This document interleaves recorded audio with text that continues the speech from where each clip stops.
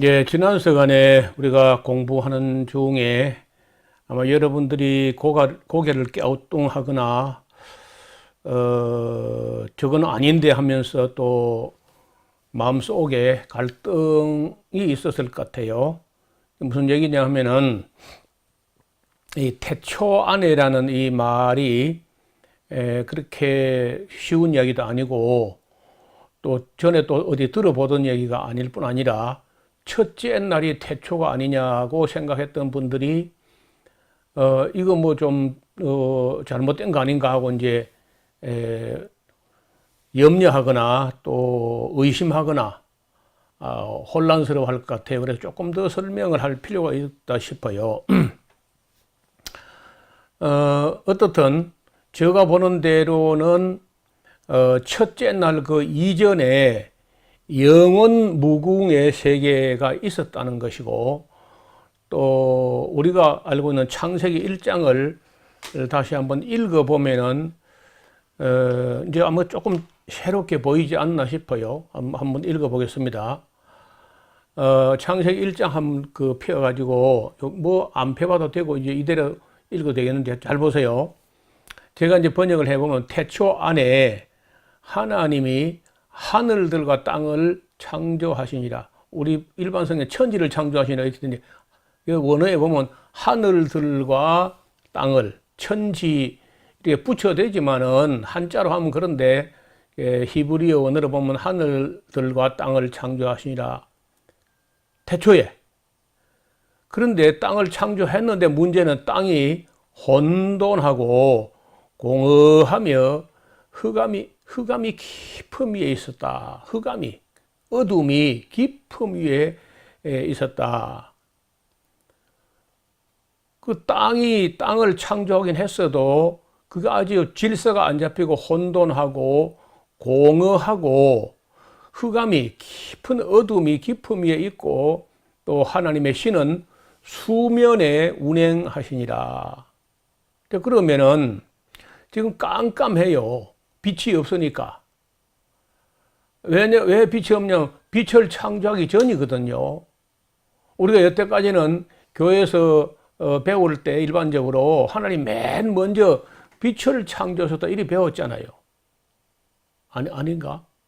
그리 배웠을 텐데요. 하나님 맨 먼저 빛을 창조하셨다고 우리가 거의 뭐 각인되다시피 그리 돼 있다고. 그런데 이거 잘 봐요. 빛을 먼저 창조한 게 아니고 하늘들과 태초에 땅을 창조하셨는데 땅은 아직 질서가 안 잡히고 혼돈하고 공허하며 내용물이 없어요. 그리고 깜깜해가지고 흑암이 깊음 위에 있고 물도 있으니까 하나님의 신이 수면에 운행하셨다는 거 아닙니까? 근데 이 기간이 얼마인지 몰라요. 그런 가운데 하나님이 가라사대 빛이 있으라 하심에 빛이 있었고 그 빛이 하나님 보시기에 좋았더라고 이제 하니까 빛은 땅이나 수면, 하늘들 이런 것보다 뒤에 창조된 거예요. 맞나요? 태초에 빛을 창조 일 안 하고 태초 안에 하나님이 하늘들과 땅을 먼저 창조하신 후에 땅이 혼돈하고 질서가 안 잡히고 공허하며 흑암이 깊음에 있고 하나님의 신이 수면에 운행하시더라 하는 게 이 수면에 운행하는 기간이 명시 안 됐지만은 뭐 1초 운행한 걸 가지고 운행하다 일 안 했을 거 아니에요. 그래서 상당 기간 동안 이렇게 수면에 운행하셨다는 거야. 그리 하다가 하나님께서 빛이 있으라 했으니까 빛이 땅이나 수면이나 하늘들보다 뒤에 만들어졌지 않냐는 거예요. 저 이야기는. 그래서 이 빛이 만들어진 것까지도 첫째 날이 아직 아닙니다. 이게 첫째 날이 아니죠. 태초 안에 이게 지금 전부 태초 안에 걸려요. 그리고 빛이 있으라 하시면 빛이 있었고 그 빛이 하나님 보시기에 좋았더라까지 이렇게 잘라야 돼요. 이렇게 하고 이제 그 다음에 하나님이 빛과 어둠을 나누시는데 이 빛과 어둠을 나누사 빛을 낮이라 칭하시고 어둠을 밤이라 칭하시니까 그래서 이제 저녁이 되면 아침이 되니까 이게 첫째 날이 된다고. 그러니까 첫째 날 이전에 이미 하나님께서 하늘들과 땅을 창조하시고 수면도 있었고 첫째 날 이전에 이미 빛을 창조했다고요. 이걸 제가 볼 때 이까지가 다 태초 안에 첫째 날이 아니고 첫째 날 그 이전 태초 안에 창조된 걸로 이렇게 해야 말이 된다 그 말이죠. 그리고 첫째 날에 한 게 뭐냐면 빛과 어둠을 나누시는 거예요.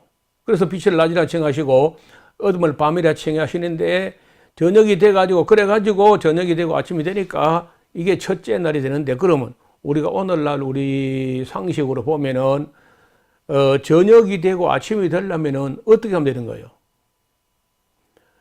이 빛이 어느 한 곳에 빛이 이렇게 고정되어 가지고 있고 지구를 이렇게 핑그르르 자전을 해야 저녁이 되고 아침이 되는 거 아니에요. 그러니까 이 지구가 돌기 전에는 시간이 시작 안 돼요. 그냥 영원 무궁인 거야. 지구가 돌면서 이 저녁이 되고 아침이 되면서 첫째 날이 되는 거죠. 그러니까 그 이전은 전부 태초라는 건데 그 영원 무궁으로 연결되어 있어서 그 기간을 우리가 알 수 없어요. 그래서 이거는 첫째 날 이전을 전체로 묶어서 태초 안에라고 태초에가 아니고 태초 안에라는 말씀을 드린 겁니다.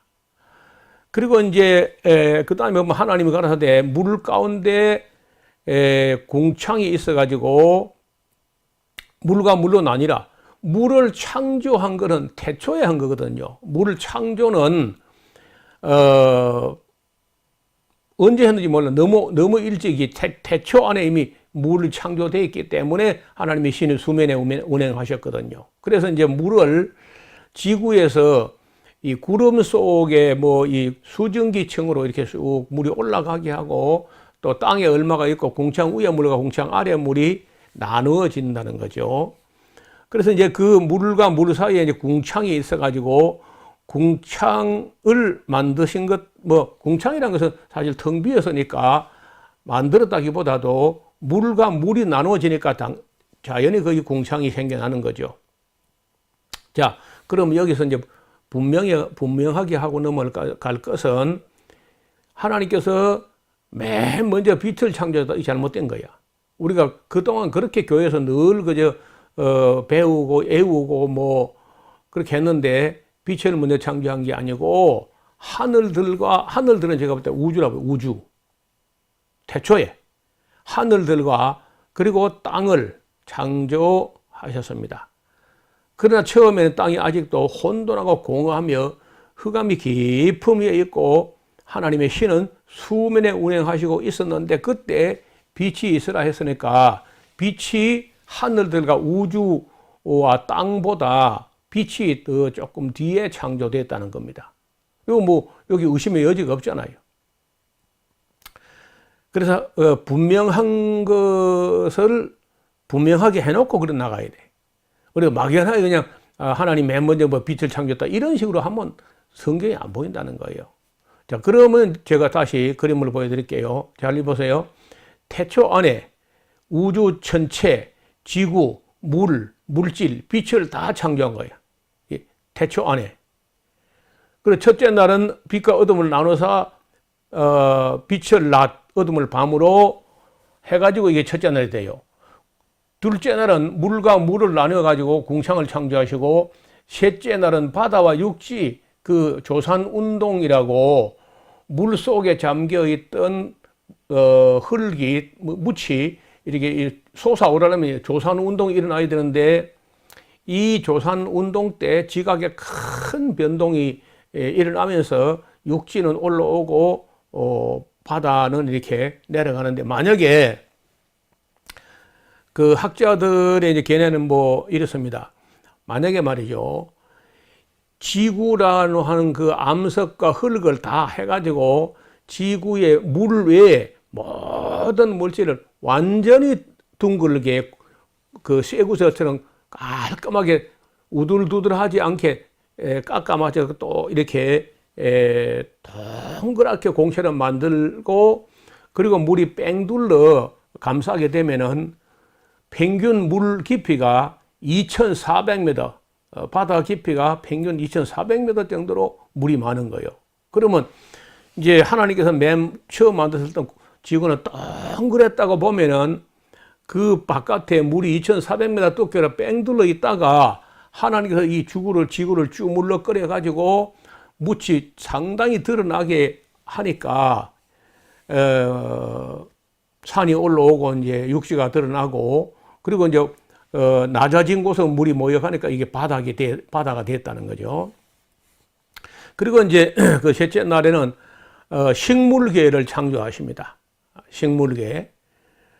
그러니까 마치 이제 오전에 뭐 예를 들면 오전에 바다 속에서 땅이 올라오게 만들어 가지고 거기다가 오후에는 식물계를 창조했다. 이제 이렇게 한 말이 되겠죠. 그리고 가서 넷째 날에 가서요 해와 달과 별들을 창조했다 그러는데 이것도 우리가 또 이제 조금 잘못 생각할 수 있는 여지가 있는데 이 말이 무슨 말이냐? 해와 달과 별들 하니까 이걸 우리가 보는 태양, 달, 그건 오라 뭐 태양, 달 그건 뭐 어렵지 않은데 문제는 별들 할 때 이 별들이 우주 별들 전체라고 생각하는 사람들이 많은데 그게 그렇지 않다는 거예요. 아까 그러면 첫째 날 그 이전 태초에 하늘들과 할 때 하늘들 하는 복수형으로 된 하늘들이 아니 별이 있는 하늘들이지 별도 없는 하늘들은 그건 말이 안 되잖아요. 그래서 제가 보기로는 뭐 물론 이건 저의 해석이고 하나의 난제에 속하지만은 제가 그런 대로 합리적으로 설명해 보자면은 넷째 날에 만든 것은 정말 해와 달과 별들 몇 개, 그 별들 몇 개란 말은 뭐 성경에 없지만은 그 별들이라는 것은 우주를 말하는 게 아니고 이 태양계의 별들, 수성, 금성, 지구, 화성, 목성, 토성, 천왕성, 해왕성 이런 그 9개 행성, 태양 주변의 이 행성들 이런 것들을 만들었지. 그런데 만약 그때 우리가 기하학적으로 보면은 태양이 중심이고 지구는 위성이래요. 행성이. 태양은 항성이고 지구는 행성이라고. 그래서 주인이 태양 같아요. 태양이 9개 행성을 태양이라는 항성이 이 9개 행성을 거느리고 있는 것처럼 보입니다. 이 부피로 봐도 그렇고 에너지를 봐도 그렇고 그러나 목적론적으로 볼 때 하나님께서 태양을 위해서 지구를 만든 게 아니고 지구를 위해서 태양을 만들고 달도 만들어. 예를 들어서 지구를 만들었다 할지라도 태양이 없으면 다 얼어 죽을 거 아니야. 깜깜해서 아무것도 생명이 안 자라고 말이죠. 그러니까 태양을 위해서 지구를 만든 게 아니고 지구를 위해서 태양을 만들었다. 좀 커져 보일다가 그 다음에 달도 우리가 볼 때 달 저거는 뭐 그 야간 조명용인가? 물론 뭐 야간 조명도 되죠. 근데 야간 조명 없을 때 있잖아요. 달이 뭐 하느냐? 달이라는 게 이 지구를 돌 때 인력으로 바닷물을 끌어들였다, 끌어밀었다 이렇게 하면서 바다가 썩지 않게 한다는 거예요. 그거 여러분 이 큰 지구에 있는 이 바다를 휘저을 수 있는 그런 파워가 달에 있다는 거예요. 그래서 우리가 물고기가 그 달의 주기에 맞춰 알을 낳고 이렇게 하거든요. 그래서 이 기하학적으로 보면은 뭐 에너지나 부피로 보면은 태양이 주인 같지만은 목적론적으로 볼 때는 지구가 주인이야. 지구를 위해서 태양을 만들고 지구를 위해서 달을 만들었지 태양을 위해서 지구를 만든 건 아니라는 겁니다. 그래서 이 지구는 땅이라고 한 지구는 다른 우주의 어떤 별하고 아직도 같은 별이 없고 우리가 사는 이 지구라는 별은 특별한 별인 거예요. 예를 들어서 뭐 우리 주변에 있는 수성, 금성이나 화성, 목성이나 토성이나 이런 것에 비해서는 거의 천국이라고 할 수 있는 거죠. 생명들 번성하는 거 보세요. 아름다운 기화 요초가 피어나는 거 보세요. 그런 아름다운 과일들이 맺힌 걸 봐.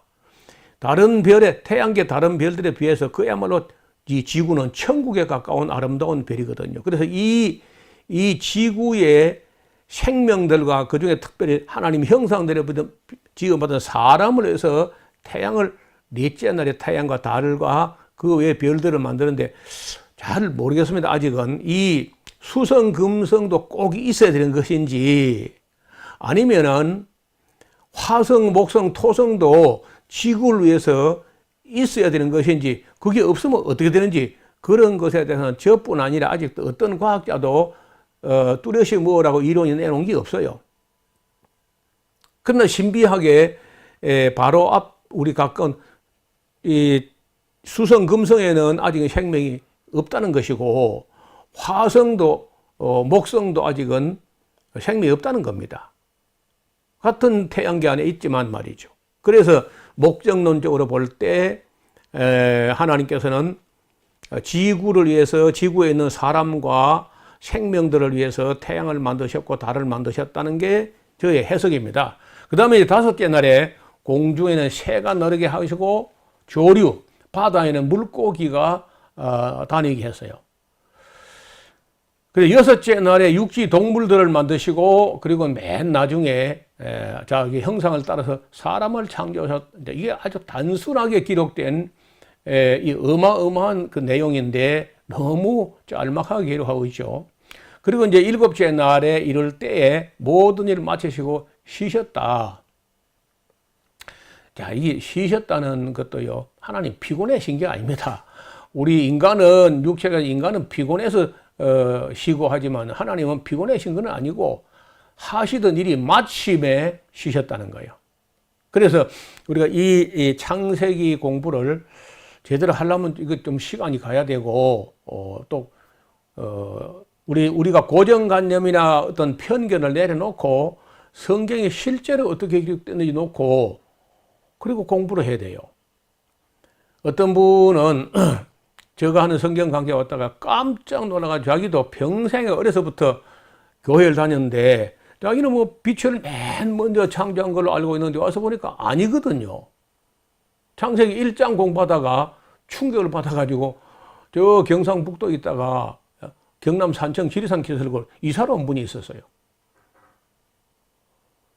그래서 우리가 특히 창세기 같은 책은 중요한 책이기 때문에 공부할 때 성실히 또 우리가 뭐 나중에 해결 안 되는 것은 난제로 이렇게 제출 주더라도 해결될 수 있고 이해될 수 있는 건 최선을 다해서 정밀하게 공부를 해야 돼요.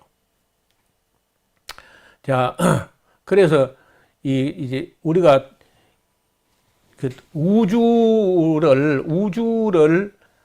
우주의 별들을 넷째 날에 창조했다 하면 안 되는 이야기를 조금 해보려고 해요. 그거는 이제 빛의 속도라는 것이 빛의 속도 이론이 다 거짓이거나 빛은 아예 속도가 없고 모든 빛은 아무리 멀어도 동시에 그냥 가는 것 같으면 뭐 문제가 달라요. 그게 그렇다면 만약에 빛이라는 게 성질이 속도가 없고 아무리 멀어도 반짝하는 순간에 뭐 아무리 멀어도 동시에 보인다 이렇게 하면은 이야기는 전혀 달라집니다.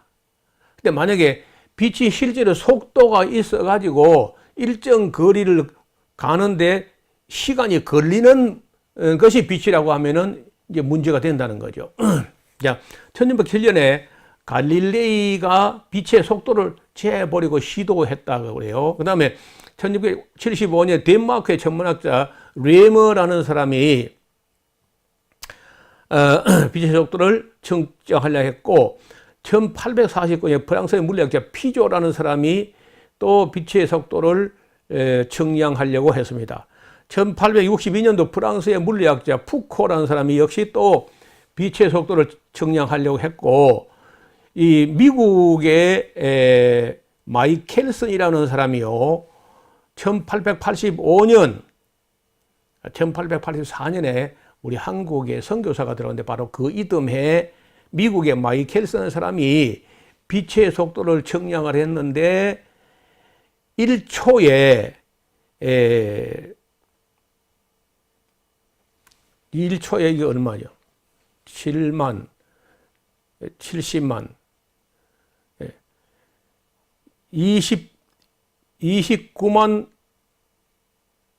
29만 9천 아니지 30만 킬로미터 가는 거 아닌가요? 약 30만. 뭐 그 표기가 잘못된 것 같아요. 어떻든 29만 킬로미터, 29만 9천 킬로미터 정도 간다. 1초에 이렇게 한 게 이제 공인된 빛의 속도가 마이켈슨의 계산하고 비슷하다는 거예요. 최근에 이제 또 빛의 속도가 또 새롭게 연구되고 있는데 어떻든 빛의 속도가요, 이제 진공에서 초당 29만 9,790km를 가요. 진공에서. 그 다음에 이제 물 속에서는 22만 5천 km, 유리를 통과할 때는 20만 5천 km, 다이아몬드를 통과할 때는 12만 4천 km 이렇게 이제 빛의 속도가 그 매질에 따라서 어디를 통과하느냐에 따라서 이제 달라진다는 건데 우리가 이제 일반적으로 말하는 빛의 속도라는 것은 공기 속에 이런 게 아니고 진공에서 그냥 별과 별 사이의 이 우주는 진공이기 때문에 진공에서 같으면 30만 킬로가 안 되고 29만 9,790km per second 초에 그래 나간다는 거예요.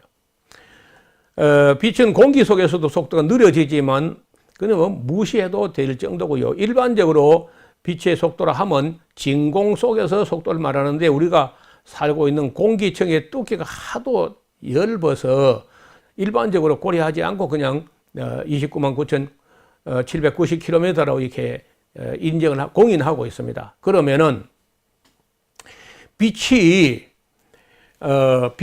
만약에 먼 데 있는 별에서 빛이 날아오려면요 오랜 시간이 걸리는데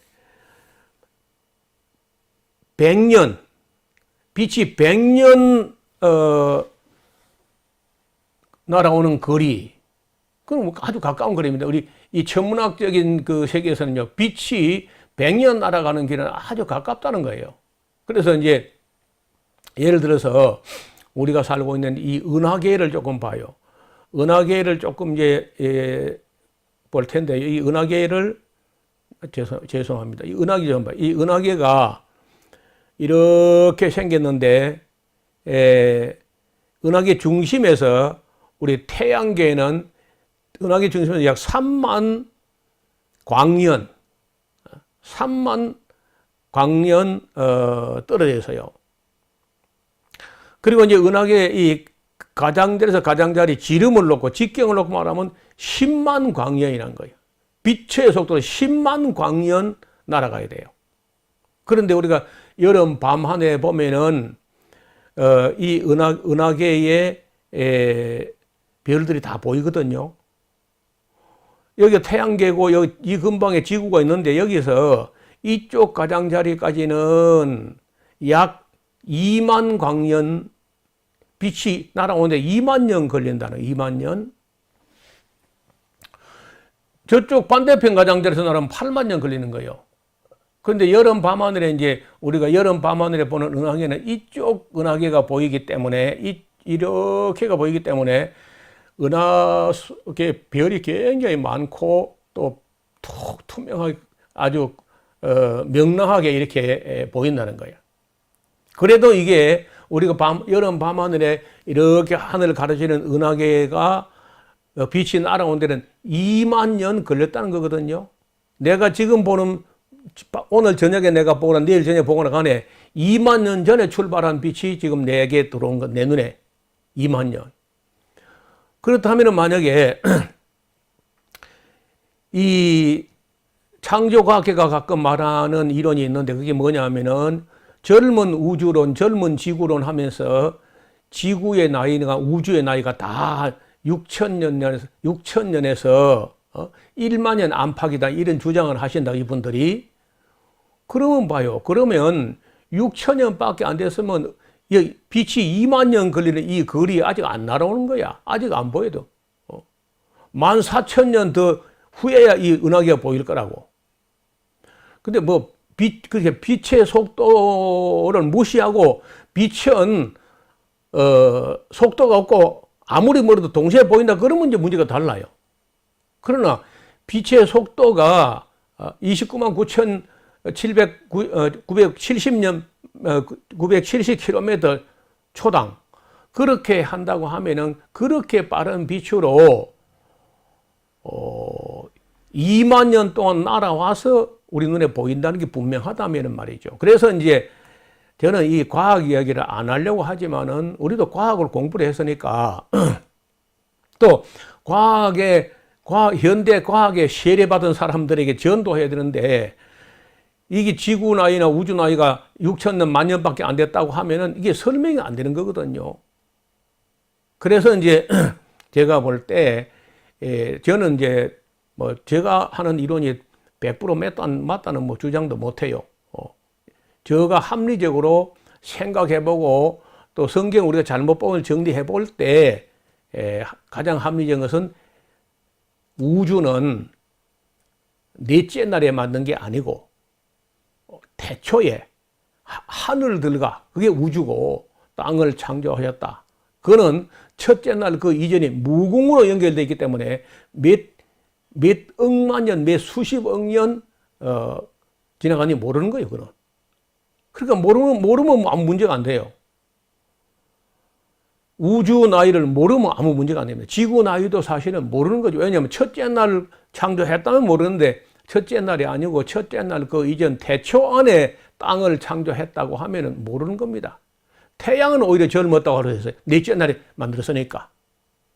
그러나 지구는 하늘들과 이 우주들의 지구는 넷째 날이 아니고 태초에 창조되었기 때문에 우리가 지구 나이도 사실은 모르고 우주 나이도 모른다는 겁니다. 더 놀라운 것은 지금 우리가 이야기하는 이 시간에도 별이 수명을 다해가 죽는 별도 있고 새로 생성되는 별도 있다는 거예요. 그래서 지구 나이나 뭐 우주 나이가 젊었다 하는 그 창조과학회 학자들의 이론에는 조금 생각해 볼 여지가 있다는 말씀을 드리고 싶은 겁니다. 자, 그래서 오늘 이야기는 이 정도 하고 또 다음에 만날 텐데 창세기 1장을 자세히 한번 보시고 뭐 이야기는 아직도 창세기 이야기는 한참 더 해야 돼요. 이게 왜냐하면 이게 1장부터 11장까지 원 역사 안에 우리가 다룰 문제가 굉장히 복잡한 게 많이 남아 있습니다. 아마도 좀 이런 짧은 시간 정도의 시간 한 10번 정도를 대화해야 어느 정도 이해가 되지 않겠나 이렇게 봅니다. 오늘 준비한 것은 여기까지입니다. 감사합니다.